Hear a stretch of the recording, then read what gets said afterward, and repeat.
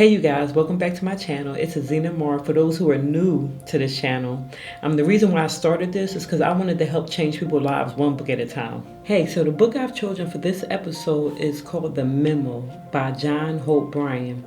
And one thing he states in the book is that, it's an old English proverb, fool and his money will soon be parted. And the reason why he says that is because a lot of people are not financially literate. I got a story for you guys. One day I went to buy my second car, but this second car was going to be financed. So the article said $249 a month for a Nissan Maxima. So I was excited. My credit was okay. I went down there. But when I got down there, they said it was going to be $450. And I couldn't understand why. I was under pressure. And I just signed the paperwork and left. Not knowing about the interest rate. I never looked at the interest rate. I never looked at the terms, how long it was. I just was so excited to have such a nice car that I just signed the paperwork and ran away. And I was stuck with a 5-year payment term and a hell of a car payment and insurance that I couldn't afford. So it's so important that we educate ourselves financially and have financial literacy. So John in the book has a memo that he says that we haven't gotten in life. You know, they don't teach us how the world works. But in the memo, he has 5 simple rules for economic liberation. And the first rule is free enterprise system. The second rule is mindset. The third rule is relationships. The fourth rule is don't just get a job, create jobs. And the fifth one is spiritual capital, which is my favorite. So the number one rule John talks about in the memo is that we live in a free enterprise system. Embrace it. Let me give you an example. Say someone gets out of jail and they're a convicted felon and they keep going filling out job applications and they cannot get a job. They can go create their own business and they can create jobs. That's what he means by free enterprise. The second one on John's list is mindset. He says that mindset will make you money or make you lose money and wealth. And one of the ways I was able to shift my mindset was when I first had my son, I would buy him so many toys from Toys R Us.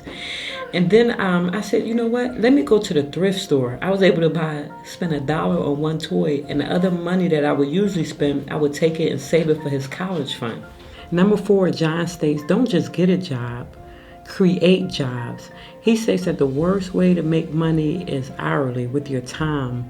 There's so many other creative ways. And people who do have jobs, I tell them, don't just quit your job. Figure out what you love to do. And then every day do one little thing to help develop that. When you get off of work on your side hustle.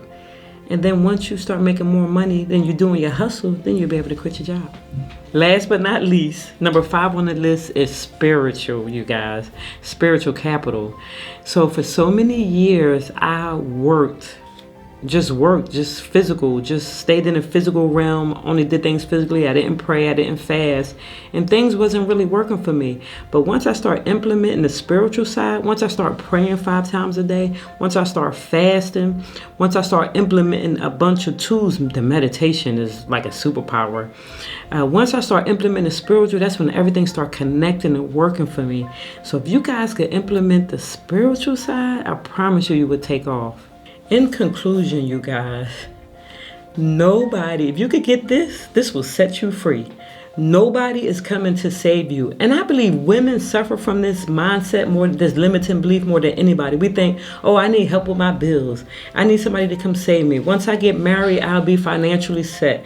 Once I do this, once I do that. No. If you can stop that illusion, nobody's coming. Once you get that in your mind, for years I wouldn't look at my credit score. For years I wouldn't look at interest rate. I would just sign stuff. For years I would pay stuff I couldn't afford.